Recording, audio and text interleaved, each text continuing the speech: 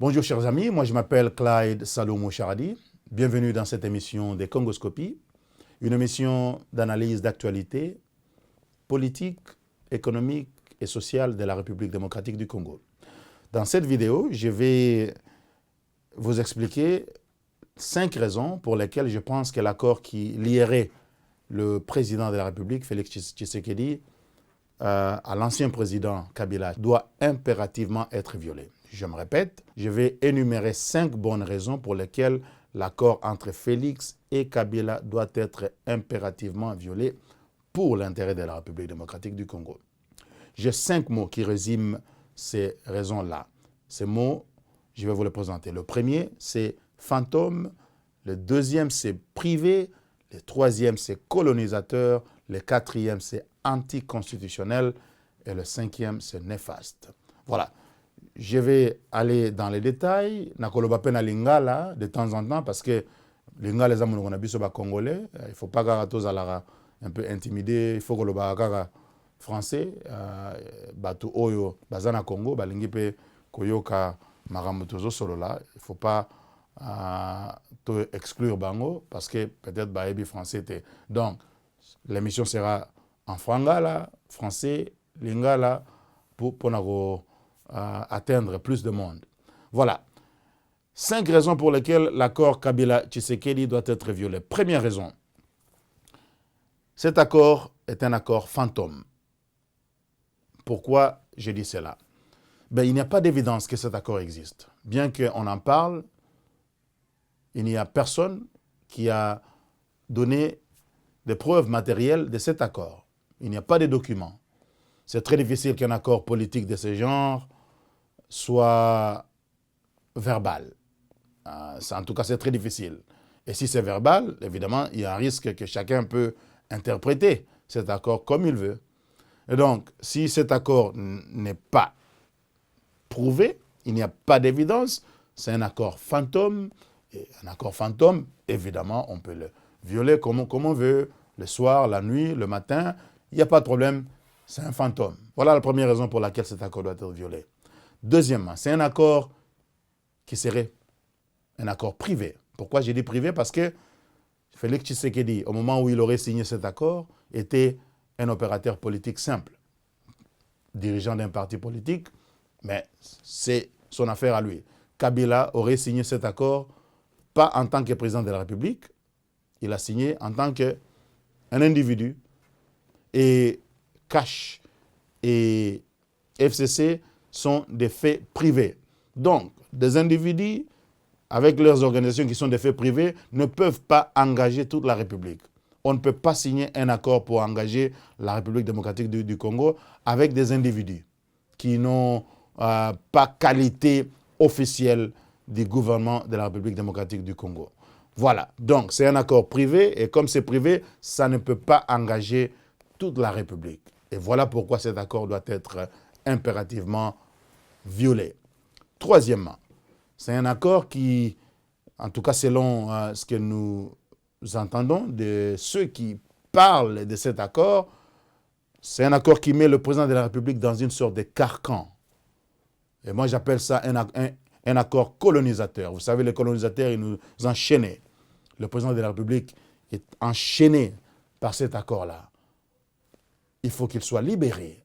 C'est lui le garant de la bonne marche des institutions de la République. On ne peut pas les permettre qu'ils soient enchaînés. Les colonisateurs, on n'en veut pas. Sachez très bien que les colonisateurs, ce n'est pas simplement les Blancs. Léopoldé était un colonisateur. Léopoldé est blanc, était blanc. Kabila est noir. Mais ce que ces deux messieurs ont fait par rapport au Congo, moi, je trouve qu'ils sont égaux. Ils ont tous exploité le Congo. Kabila a plus de 17 entreprises privées et il a fabriqué ça avec l'argent du Congo. Léopoldé a pillé le Congo pendant des décennies. C'est ce que Kabila a aussi fait. Peut-être vous pensez que je suis en train d'exagérer, mais la réflexion pour moi, elle est logique. Il y a des colons de l'extérieur, des blancs, il y a aussi des colons de l'intérieur, des noirs.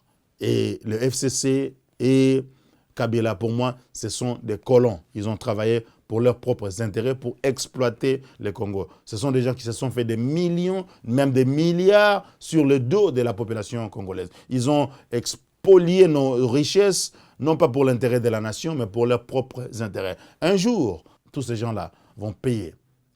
Et ça, c'est très important. Donc, un accord colonisateur, on ne peut pas tolérer ça. Il faut que cet accord soit violé. Voilà, tout simplement.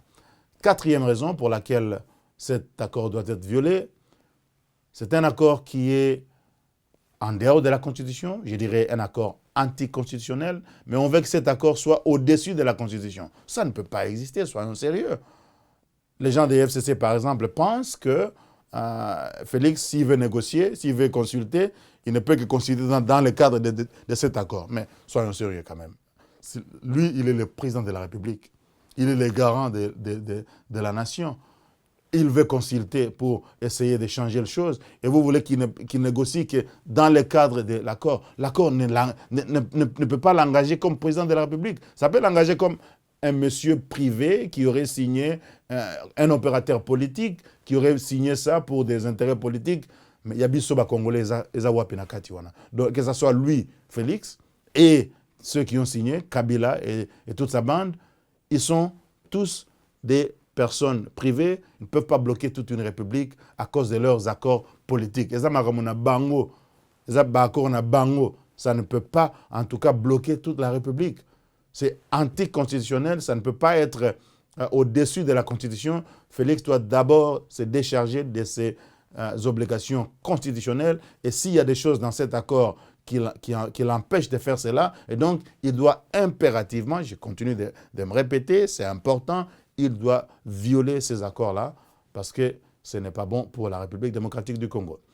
Cinquièmement, et en conclusion, cet accord, lorsque vous analysez ceux qui en parlent, il n'y a rien de bon dans cet accord. Et ça, Maram Nabango, pour nous se partager pouvoir, yo salaboye, il faut salaboye. Tout ça, c'est pour se partager les gâteaux qu'ils ont eus. Ça, c'est encore la colonisation, les gâteaux. Le Congo, l'Afrique était un gâteau sur cette table de la conférence de Berlin. Et donc, sur la table de cet accord fantôme, le Congo est un gâteau.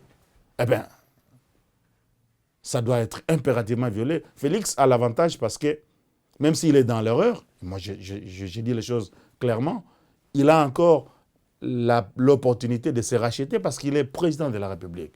Donc, il peut brandir ses responsabilités constitutionnelles pour violer cet accord et retourner le Congo sur les rails politiques pour faire avancer les choses.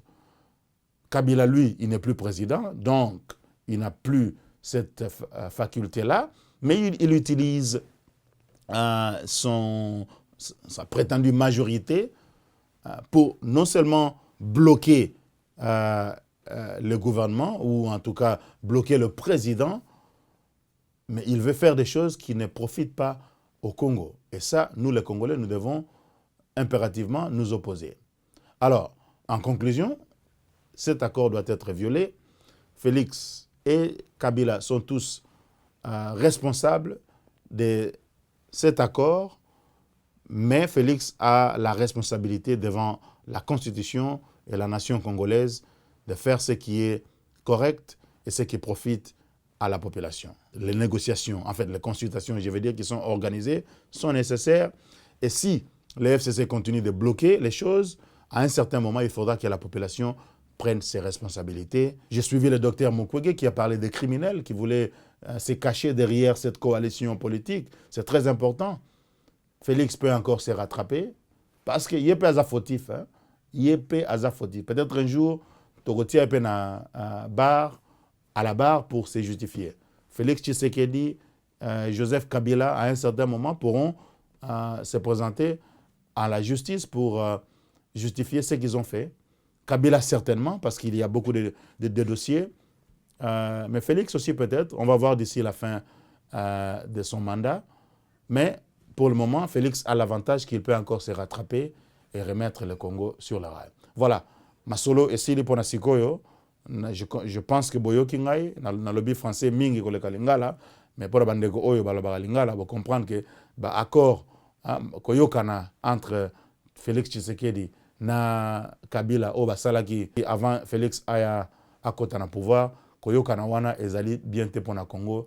Il faut ba panza koyokana wana accord yango e panzana Félix azongisa mboka na nzela makambo e évoluer.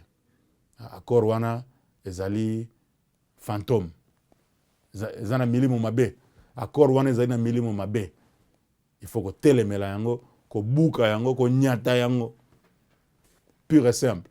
Eza accord na bango ba privé etali bisote balingi bakanga président chaîne tobuka yango botika président sala musala na ye. Et puis accord wana goza likolo ya constitution te, c'est impossible.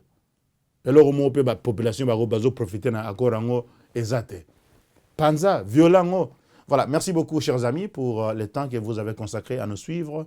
Je vais vous demander une petite faveur, partagez cette vidéo si vous voulez et abonnez-vous à notre chaîne YouTube et à notre page Facebook, commentez et nous serons très contents si vous pouvez faire cela. À la prochaine.